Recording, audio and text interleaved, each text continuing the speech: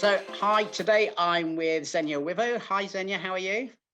I'm great, thanks, Paul. How are you? Wonderful, thank you. So, Zenia plays on the Australian Ladies Professional Tour, is the first female professional golfer from Fiji, which is a huge achievement. Well done. Thank you. So, let's go right back. Let's jump straight into this and go right back. I know in your younger days, tennis was your sport of choice, right? But you come from a very sporty family, is that right?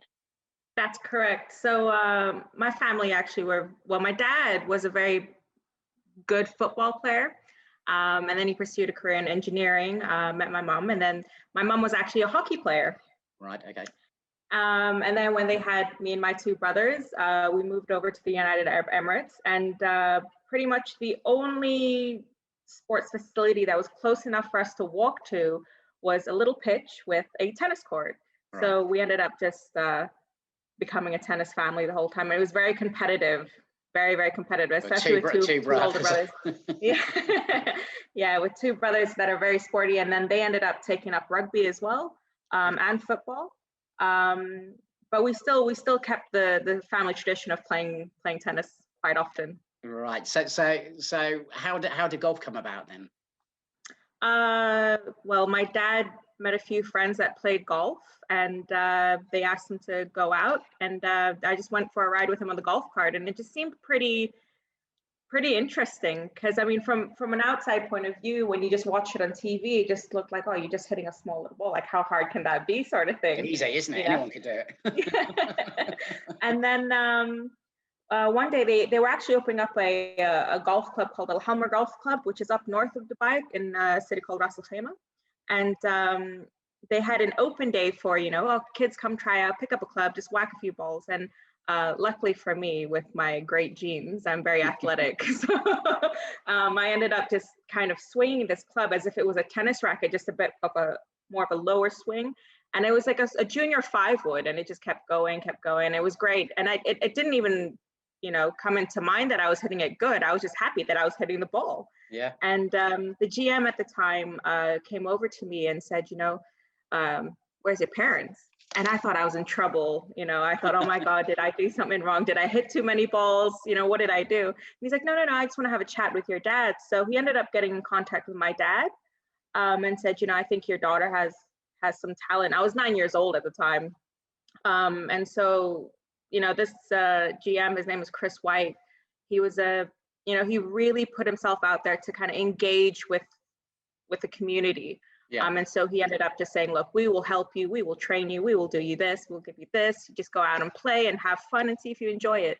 And then I think my dad saw the talent in me as well. So then we ended up just going on the rodeo of golf together every single day. So it was really good. And it was a great time for me to bond with my dad as well. Yeah, absolutely. I think most of the people I speak to, it's dad who drives their interest, and it's you can never get between a girl and her dad.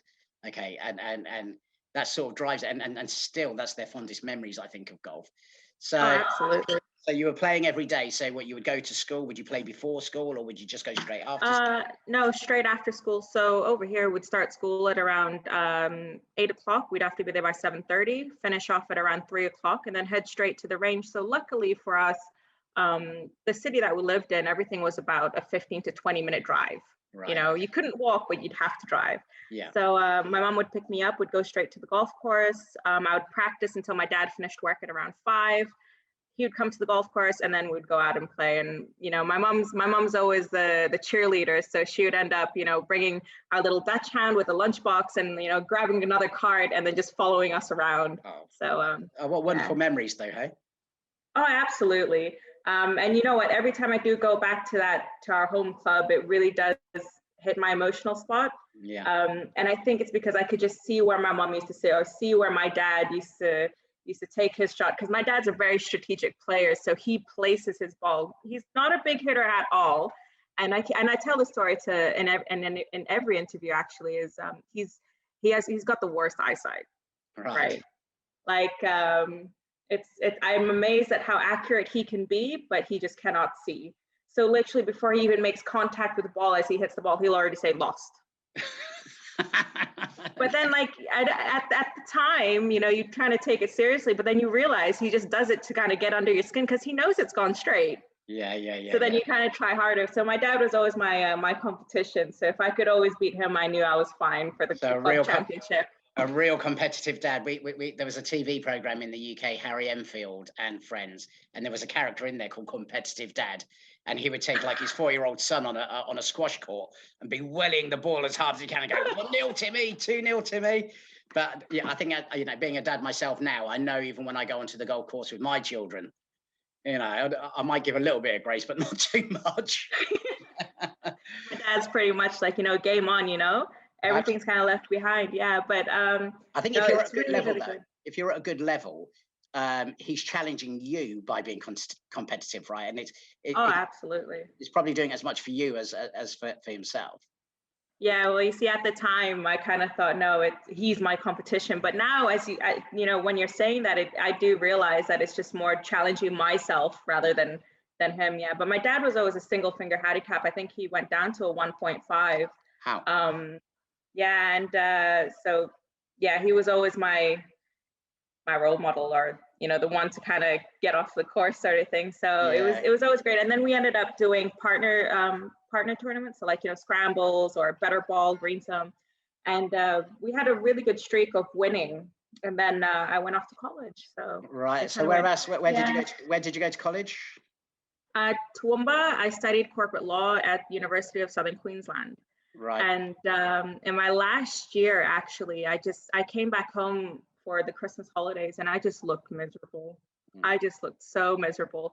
And don't get me wrong, I loved studying it. I think that the subject and the topics were great, but I couldn't see myself passionate. I wasn't passionate about it. I couldn't see myself pursuing it or sitting behind a desk or, you know, just having that as my life or my job rule my life sort of thing. Yeah. So I came home, and my dad was my dad's go-to drink is a vodka and bitter lemon. So he would have this thing where he would come home and he would sit down on the balcony, and then you could just see him waiting to have a conversation. So he saw me and he was just like, you know, what's going on? And I just said, I'm not happy. And he's like, well, you've got about 1.5 years to kind of decide what you want to do, because I'm retiring. So right, okay. And then I just said, I don't know what I want to do. And he's like, well, you need to figure it out quick. So I said, okay. And he said, you know, you need to be able to get a job where you're happy to wake up in the morning and actually go to, you know, and you're passionate about it and you're not going to regret it. And I said, okay, I don't know. And, you know, unfortunately, when I was a lot younger, I didn't have obviously the same mentality or take advantage of the opportunities that I did have, because back then, when I was about 15, I had about 2 clubs that wanted to sponsor me and, you know, really pursue it. But I was just very immature and very rebellious. Yeah. And I think I didn't have that time to really have a childhood, because I was always surrounded by sports and the gym and not really going out and having fun. And then obviously I kind of took that road of just, you know, I want to have fun. I want to go to parties. I want to do this. So then I went off to college. I came back and I just thought to myself, what am I doing? Went out for golf with my dad one day, and literally as he went off the 18th green, I just said, I want to get back into golf. So he said, okay, I'll invest in you, but you need to really knuckle down.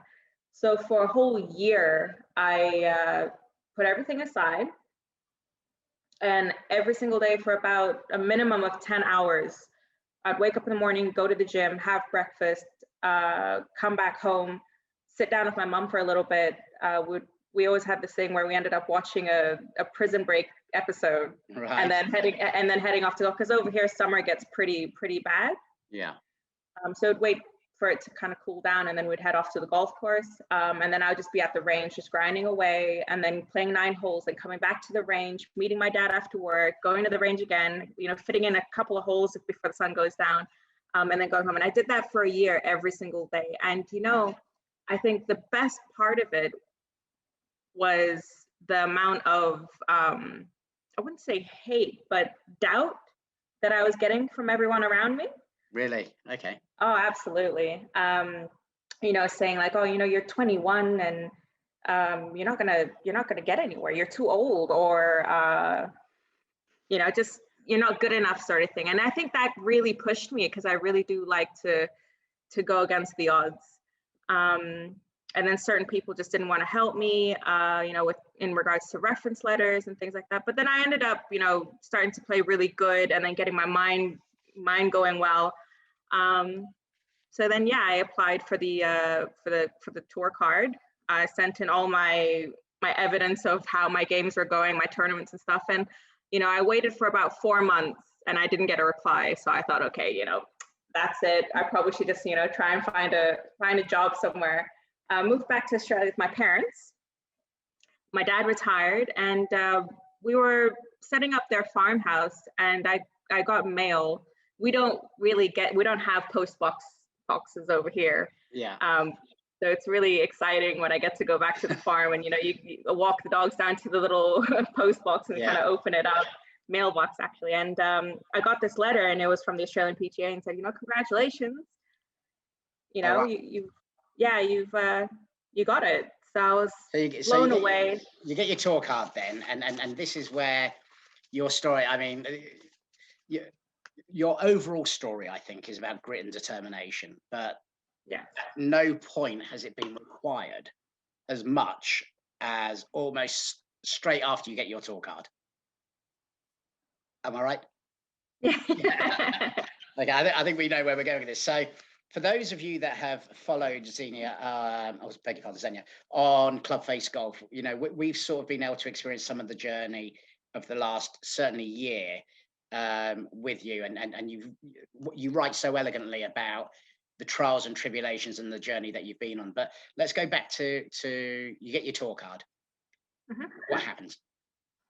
I got a job offer the next day from Trump International Golf Club in Dubai.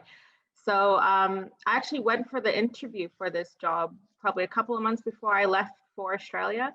And I just thought to myself, okay, if I can get a job and if my dad retires, I can make some money, save up some money, travel and play. Like that was, you know, the dream. Yeah. So the next day I got this job offer, and you know, I took working with Ross MacArthur? No, so Ross MacArthur is actually the PGA teacher at the pro teacher at the club. I was offered the job to manage the membership. Okay, right. Yeah, and but actually, funny enough, myself and Ross MacArthur go back about 16 years. So he was actually there when I picked up my first golf club at Alhambra Golf Club. Oh, well, there you go. Wow, what a small world. Yeah, so it was actually surprising for me to learn that he also got the job offer at Trump International Golf Club and then moved there as well. So it was good because at least I had a familiar face, and it was kind of easy for me to integrate. And yeah, so I told my dad, you know, I got the job offer, and I don't think he was very happy, because he was just like, you got your tour card, you know, what more do you want? Why do you need to go get a job, play? And I said, you know, I really want to branch out. I want to be able to make my own money. You know, I don't want, you've retired now, you know, your turn to relax. I want to be able to, you know, do what I need to do now. So I think my dad for about 2 days straight was just appalled with my decision in life. Right. And so a week later, I was packing up my stuff to leave. And obviously my mom was just distraught. And she was like, when are we going to see you again? Yeah. I'm like, well, I'll be back in a year. Like, you know, my tour's over here, so I'll be back. I ended up going to work. And then, you know, they had this 6-month probation period where you couldn't travel. Right. So I ended up working, and unfortunately the old management director, actually the director of golf at Trump International Golf Club, who's a brilliant guy, his name is Craig Waddle, and I think he's the GM at a golf club in Scotland now. All right. He you know, agreed for me to come in, play golf, get my tour card. If I needed to leave, I can go and leave and play, as long as I'm representing the club. So when I came in 2 weeks later, he just said, look, I'm sorry, but management's changing. So I was like, oh no, what does that mean? Yeah. I ended up being stuck behind a desk for a good 1.5 years, 2 years actually. Right. I was kind of limited to the amount of golf I could play. Yeah. And it was just it was a great experience. I learned a lot of skills, especially things about myself and my personality. I think it kind of brought me out of that world of being so naive where everybody's nice, you know. I just, yeah. Yeah, we know.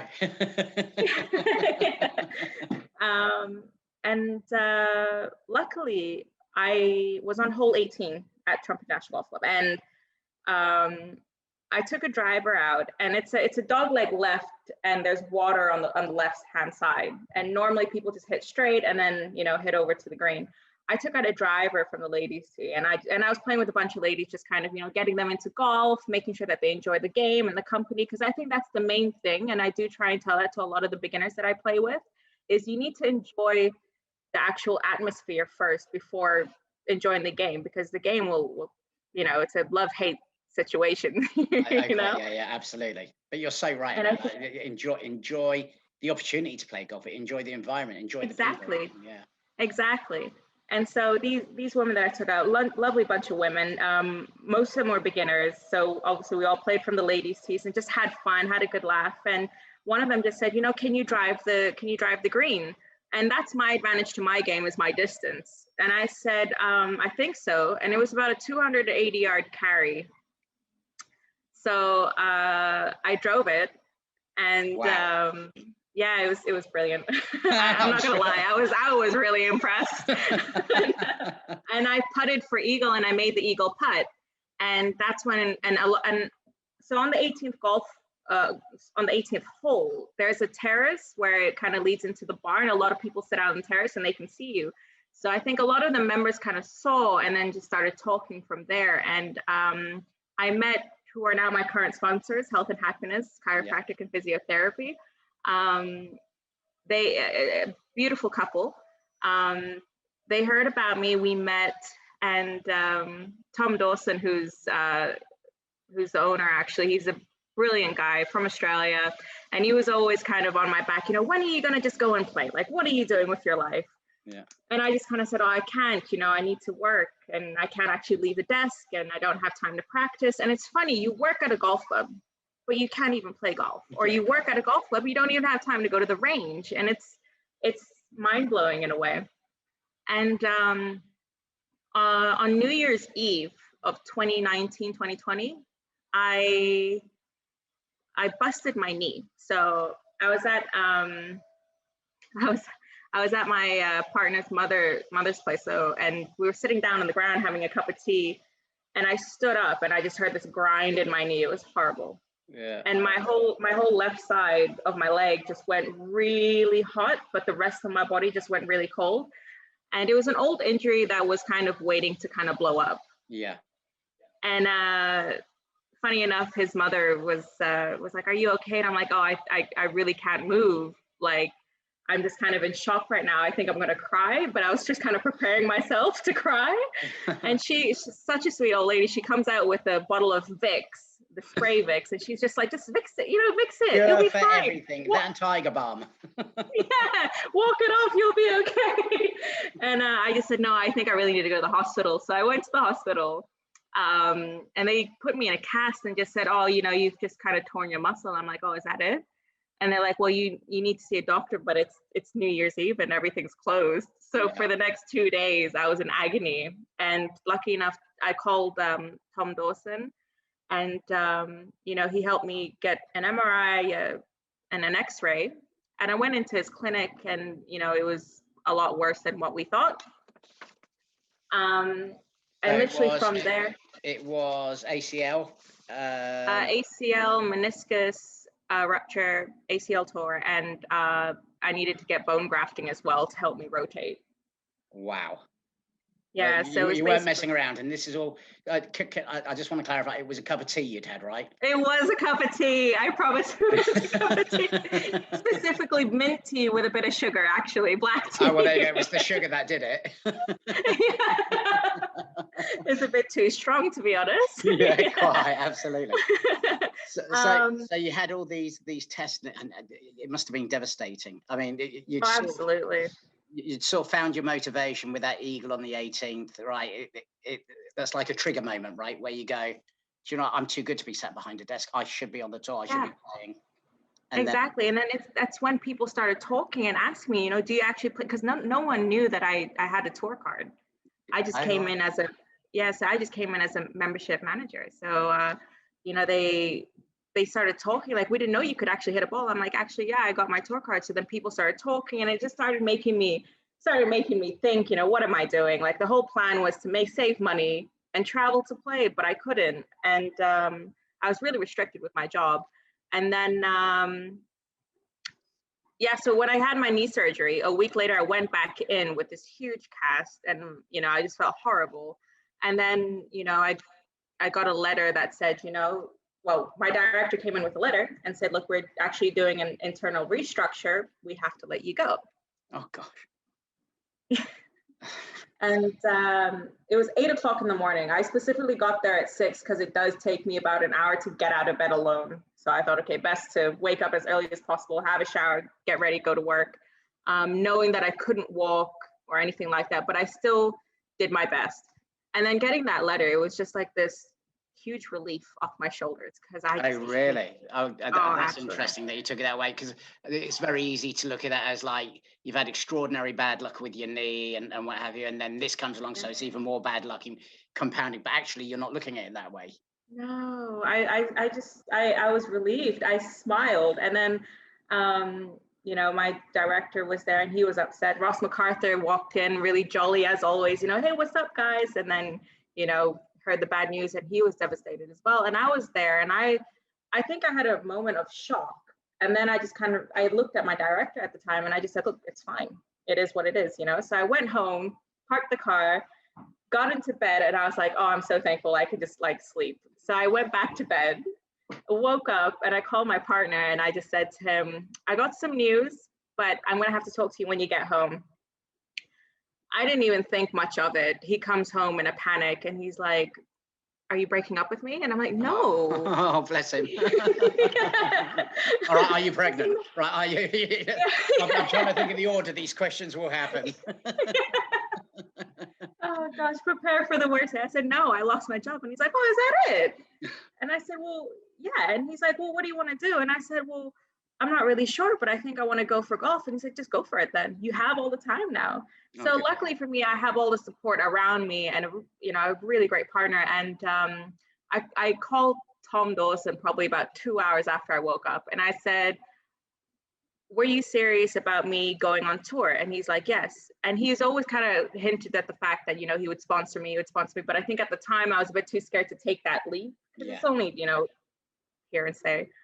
And he was actually on the golf course at the time. And I said, were you serious about the sponsorship? He's like, come into my clinic in the next, couple of days, and we'll go from there. So I went in, crutches and everything, wobbling along. And then I sat down with him in his office, and he said, so are you ready? And I'm like, I think so. And he said, great, we will help you with, rehabilitation, physiotherapy, chiropractic care. All you need to do is stick our logo on your bag. We'll pay for the training and everything like that. Everything that you need, we will have for you. And wow, it was just, it was honestly just I would say a blessing, to be honest, because he's very supportive. Tom is a very supportive person, and he's always just said, I see your talent. It's just been untouched. We just need to bring it out now. So from that day, it's just being grind away. So I don't obviously go on through that time, you have those downfalls where it's a bit stable, and it's just like, oh, is it really worth it? And then, going through that mode of depression sort of thing. But well, I think what's remarkable is it seems like you've had every stumbling block put before you. And you're, I mean, look at your smile now. You're able to now part them. So I would imagine working with Tom at Health and Happiness Family Chiropractic and Physiotherapy, it tells you there in the name, health and happiness. So on the physical attributes, they can help you with that and come through the ACL and the bone grafts. Oh, absolutely. So mentally, because that has to be your biggest barrier to success at this moment. You have all this unfortunate luck, but I mean, we're talking about the job. You don't regard that as bad luck. That was actually probably the best thing that happened, because it triggered you to then get motivated to have the conversation with Tom and focus on your golf. So they help you through with the physical stuff. Now we know it's been a real journey, right? Oh, absolutely. I mean, it took me about 9 months to actually walk slightly properly without having a limp. I mean, sometimes even till now, if I overdo it, my knee does stiffen up, but then, I go right back in and they help me out. I mean, they've helped me not only physically, but mentally as well, and emotionally. So it's been a real journey with them. But honestly, without them, I would definitely not be where I am mentally, emotionally, or physically today. Well, listen, big props to them, big props to Tom and all his guys that work with him as well. But especially big props to you, because it's hugely painful procedures that you went through and experienced. But you're out the other side now. So on a scale of 1 to 100 as a percentage, where are you in physical health and mental health?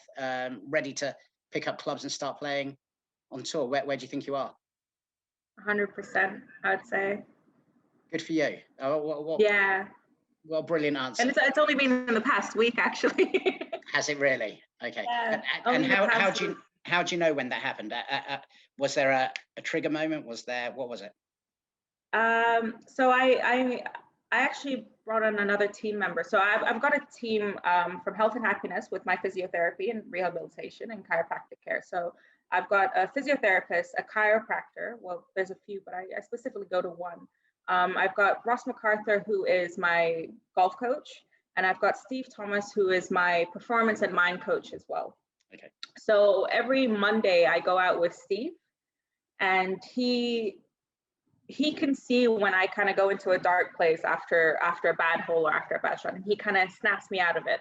So a week ago, I went out on the course with him with one of the doctors, Dr. Dean from Health and Happiness, Steve Thomas, and one of his other players. And I walked onto the course, and you know what? I just said, I'm going to focus. But it wasn't even like verbally said. It was just kind of in my head, or something whispering it in my ear. And got onto the course, and I was just parring and not even thinking about the hole ahead of me or the hole that just went past me. I was just in that moment. And then literally as we got onto hole 18, I was at level par, and I was still in a zone where I was very calm and just walked off. And then probably about 20 minutes later, it kind of sunk in that I have it in me. Yeah. But it's just taken me a long time, because I didn't feel any pain whatsoever physically when I swung a club. I had a bit of a problem with rotating, especially shifting weight. But then also mentally, I didn't have anything that was distracting me, disturbing me. Even if there was a bogey, I would make up for it with 2 birdies ahead of me and then another bogey. But ended up, I think it was just the fact that I felt physically okay, and I felt mentally okay. I felt emotionally okay. I was very confident with myself. That's what clicked. And it's interesting. Yeah, it's interesting, isn't it? So something a lot of people, and I'm not going to turn this about me, but I think it relates to what you're saying. I was diagnosed with chronic depression 6 years ago, and I had a full mental breakdown. And I don't mind talking about it, because I think men have to be specific. Men especially have reservations about talking about their mental health. But actually, as an elite sports person, it's very difficult to say, it's my mental health that's blocking me from physically, the attributes are there, mechanically, I've got everything there. But the toughest part of your game is the 4 inches between your ears. They're the things that stop you being able to play the game at the level that you should.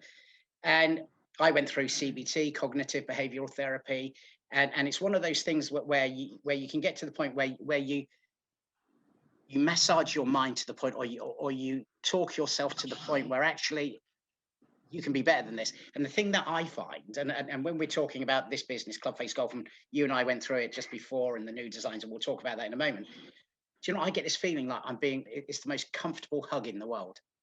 And that's when I know that I'm at my peak mental calmness, clearness, clarity, all of that. So actually, when you were saying that story about being on the 18th and playing that hole, you come off and you just go, yeah. And it's perfection. It is very much perfection. And I think that's, using my content on Clubface Golf, that's what I try to expose as well, because I don't see well, in my experience and talking to a lot of golfers, whether they're professional or amateurs, they don't really talk about their mental side of golf. They're just very technical and very physical about their equipment. That's all they talk about. But no one really talks about the actual mental side of golf. Because when you have a cast on your leg, I can go, poor Zenia has a poorly leg, because I can see the cast. Okay. That's right. When you have mental issues going on, we don't wear plasters or hats going, a little bit wobbly in here at the moment, leave me alone. You know, it just doesn't happen. So we have to be cognizant and compassionate that people have minds, and minds are that's right. complicated things. So it sounds like, and I think that's yours. Oh, it's I think that's what I try and do with every golfer that I go and play with, whether they're amateurs or professionals as well. I think, you know, you have to be very considerate of other people, especially when it comes to golf. You can see a lot. For me personally, I can tell more about a person when they're playing golf rather than sitting down with them and having a conversation. You know, you can see how they act in public when you're not actually talking to them verbally, but you can see how they react after a bad shot, after a good shot, or after I have a bad shot, or after I have a good shot. You know, you get, you know, some golfers that, you know, see me hit a great shot and they'll just be, you know, mortified and be like, no, I don't want to play with you. Or you'll get some people be like, you know what, that's a great shot, I wish I could do that. So you can just tell a lot about a person. And that's what I try and do with a lot of women that I play golf with, or even men over here, is, you know, even though you have a bad shot, it's still fine. You know, you can recover from that. And you know, just try to get them to mentally be okay and mentally be calm and just relax, because at the end of the day, it's a game as well as life. You can really relate to a lot of things from golf to life, I would say. I think you're right. There's actually, I did an interview with Whitney Hillier just the other day, who I know, you know, from the Australian Ladies Professional Golf Tour, and she said exactly the same thing, that it's a game. People have to remember it's a game, and games are fun. Yeah. That's the whole concept of a game, is it's fun. But I think it's true. It is a game, and it really does challenge you as a person, rather you challenging somebody else. Like, you know, as we were talking about earlier with my dad. Actually, I've never told this story, but the reason why I went to the golf range in the beginning to even pursue something was to get away from a situation that I was put into, because I think at the time the driving range and the golf course was the only place where no one could disturb me. I could switch off my phone and just kind of get into my own place. Yeah. So my partner at the time, who is actually still my current partner, right. He got into a really bad accident, and he was in a coma for 3 months. And he lost his memory up to date. And I wasn't able to talk to him or see him.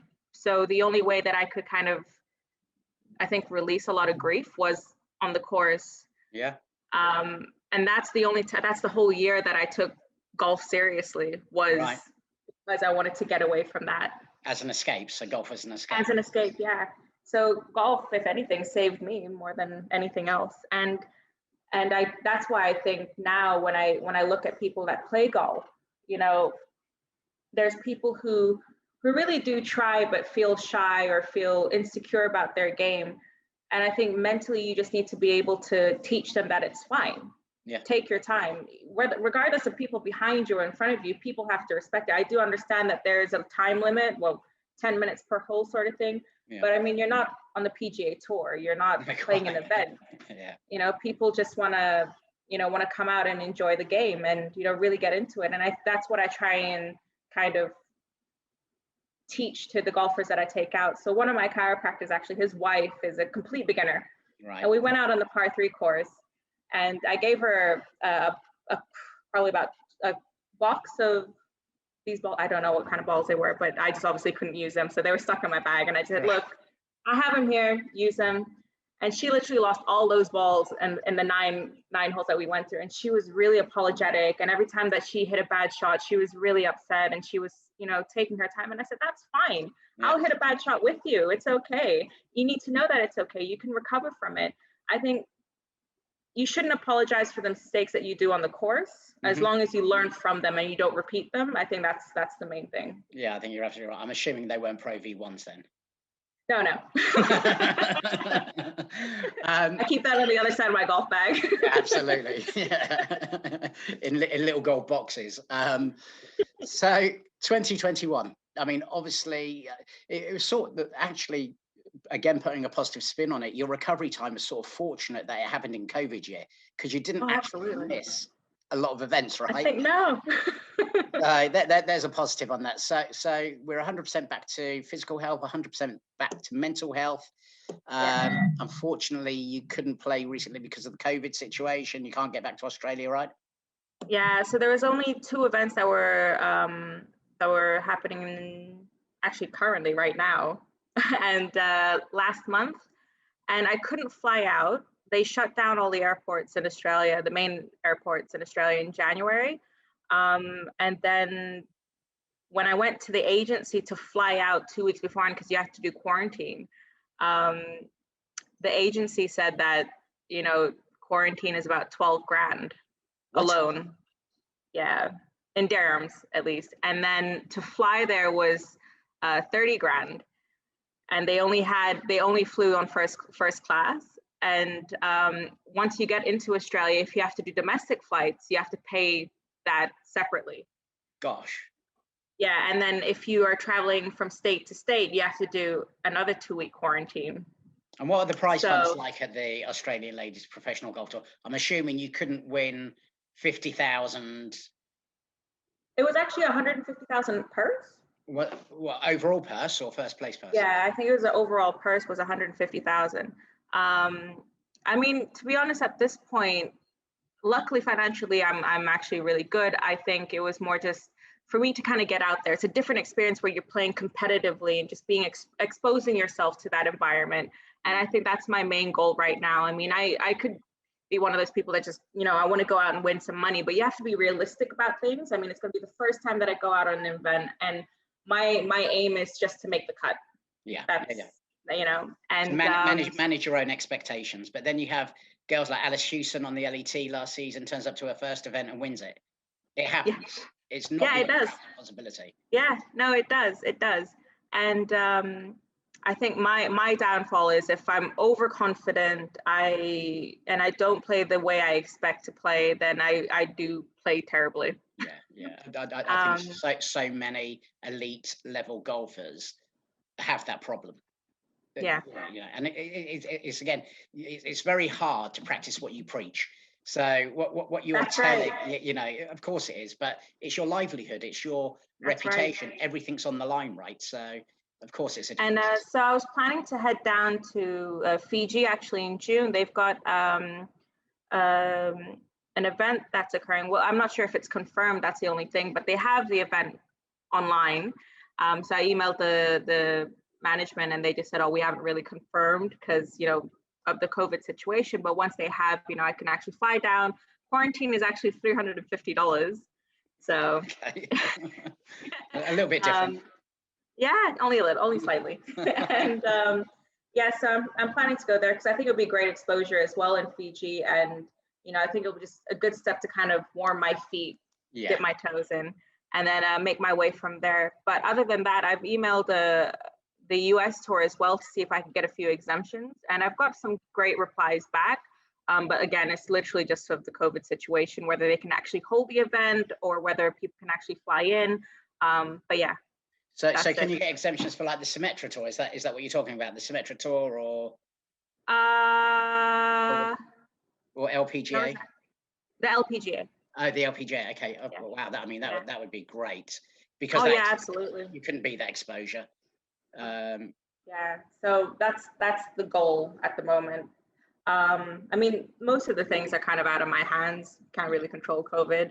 But the part that you can control is basically just the training and kind of keeping that discipline. I think that's what I'm focusing on now. And then, you know, when the time is right, because since if you look back at everything that's happened, everything kind of falls into place. Yeah. It'll happen. Yeah, good for you. Well, I mean, I think it could potentially be an exciting year, but even if you take the mindset that this is a build-up year to a whole season next year, where you're gonna get those things out of the way, you're gonna get the monkey off your back of having played your first event, and Yeah. being around that environment, because that's going to be new for you. When you're Yes. suddenly thrown in with all these other elite golfers, how do they react? How do they communicate? How do they, there's all these things that have to be learned, right? Yeah, absolutely. And I think it's going to be a great experience. And I'm actually really excited to share all of this journey, plus that journey on Clubface Golf. So. Oh, well, we really appreciate that. And you've been with us for I think about a year and a half now, and we really appreciate the feedback you're getting from your followers. I know they love your content. So let's talk about that quickly now, because Yeah. you've had a sneak preview of the new site and the new things that we're doing on the site. What were your thoughts? I was blown away. I'm not gonna lie. Obviously, very, very, very speechless. You can't get any more speechless than that. But I think that the website is a great asset to the game. Yeah. Not only the game, but just the golf world in general. I've never seen anything like it. You've literally just covered all bases for golf to be exposed like never before, for players to expose themselves like never before. And can I just say, you can't expose yourself on CFG, but you sort of can. We do have rules to a degree. There's a limit to exposure. There's a limit to exposure. Promote yourself as much as you like, but but honestly, I think it's exciting. It was exciting to see as well, and just all the data that you've shown me was great. I love the idea of, instead of having people just saying, "Oh, selling this or doing this," you actually have a specific place for that. Yes. That really shocked me, because obviously on Facebook, you get, "Oh, selling this, want to do this," like, it's and it kind of, you just scroll over it sort of thing, so you don't even take a look at it. And I think that everything that I've just seen on that site, it's brilliant. I think it's really well planned out, well dispersed as well. There's, like you said, not too many buttons. Yeah, because there's a few on the current site, isn't there? Yeah, but it's easy to kind of guide your way through, and just, to detail when you're searching for something, when you really want to get to know somebody as well. You've really covered all bases, and I'm really excited to actually use it as well. Well, so, we're excited to have you on there. We're excited to follow your career. We're excited to get behind you, because I think your story is a remarkable story, and we want to be a part of that journey. So, listen, good luck this season. When do you think you might play your first event? Do you think that will be the one in Fiji in June, if that goes ahead? Well, actually, probably April or really? May. So some of the tournaments that I've asked for exemptions for, they've put me on the list. So hopefully, if I get it down to the T, I can actually head off. There's one in Singapore, Taiwan, France as well. So we'll see how it goes. Keep us updated. Let us know. We'll be following you and supporting you. So everyone, this is Zenia Wivou. Make sure you follow her. Watch the video, comment below, like it, thumbs up, share it. Come on, let's get the message out there. We're only trying to do good things for golf and to support. You'll see a lot of the interviews we're doing at the moment are with the ladies who are elite players on the tour, and it's because they're not getting enough exposure. Let's talk about quickly, Zenia, sponsorship, because it's something we talk about with all the girls. Being on tour is such an expensive process. So before you hit the first ball in the first event, you spent 50 grand. Caddies, travel, accommodation, entry fees. You've got to feed yourself. You've got to have support stuff. I mean, it's just ludicrous. Are you looking for sponsors? I am actually. I don't even know where to start. Again, I've never gone down this road before. So luckily for me, my current sponsors were, they were there. So I kind of approached them in a more easier way.